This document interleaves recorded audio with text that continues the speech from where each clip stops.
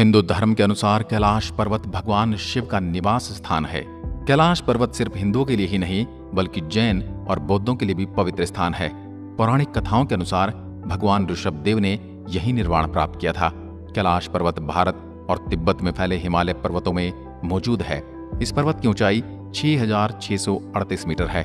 कैलाश पर्वत से भारत की 4 प्रमुख नदियां ब्रह्मपुत्र, सतलुज, इंदुस और कर्नाली नदी भी निकलती है।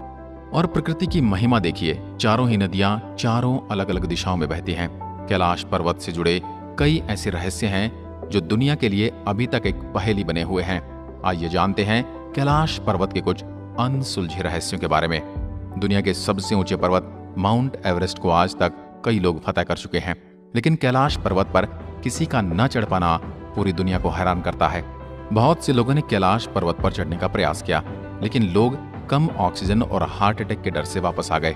कुछ लोग रास्ता भूल गए, जबकि कुछ लोगों का कहना था कि कभी उनके सामने से रास्ता गायब हो गया तो कभी सामने बहुत तेज बर्फीले तूफान आने लगे।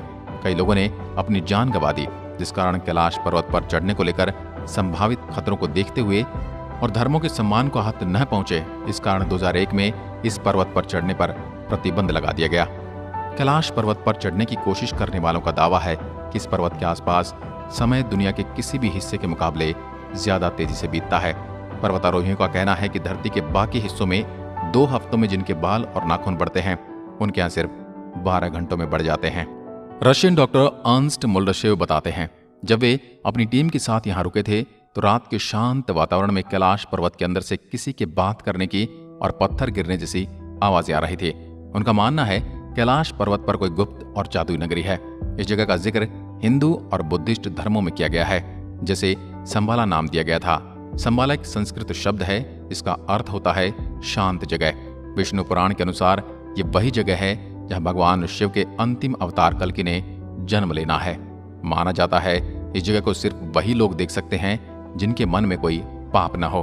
कैलाश पर्वत दुनिया के बाकी पर्वतों की तरह ऊपर से त्रिकोणीय आकार की न होकर चारों दिशाओं में फैली है और माना जाता है इसके चारों कोने रूबी, सोना, क्रिस्टल और लैपिस लिफ्यूजी जैसे बेशकीमती धातुओं से बने हैं।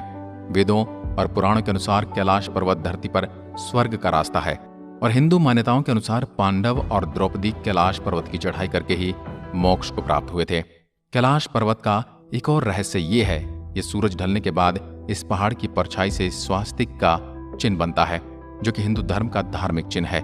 इतना ही नहीं, जब पर्वतों पर बर्फ गिरती है तो दक्षिण दिशा से देखने पर यहाँ ओम का चिन्ह बन जाता है और यह भी हिंदुओं का धार्मिक प्रतीक चिन्ह है। कैलाश पर्वत पर मानसरोवर और राक्षस ताल नाम की 2 झील हैं और इन दोनों के नाम की कहानी पुराणों से जुड़ी हुई है।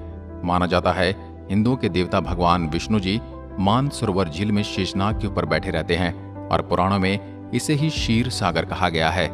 दूसरी तरफ ये माना जाता है राक्षस ताल में रावण ने भगवान शिव की घोर तपस्या की थी। इन दोनों ही झीलों के गुण बिल्कुल अपने नाम की तरह हैं। मानसरोवर झील का आकार सूर्य की तरह है और यह शुद्ध मीठे पानी की झील है। इसके विपरीत राक्षस ताल का आकार टूटे चांद की तरह है और यह खारे पानी की झील है, जहां पानी में जीव जंतु व पौधे नहीं लगते। अपने नाम की तरह ही मानसरोवर झील हमेशा शांत रहता है, जबकि राक्षस ताल में तूफान और ऊंची लहरें उठती रहती हैं। इन दोनों ही झीलों का सबसे बड़ा रहस्य ये माना जाता है कि किसी समय में ये दोनों झीलें एक ही थे और अभी भी एक दूसरे के सामने ही मौजूद हैं, लेकिन इतने नजदीक होने के बावजूद भी इन दोनों के गुण एक दूसरे से बिल्कुल अलग हैं। कैलाश पर्वत की परिक्रमा करने वालों को यम द्वार होकर निकलना होता है।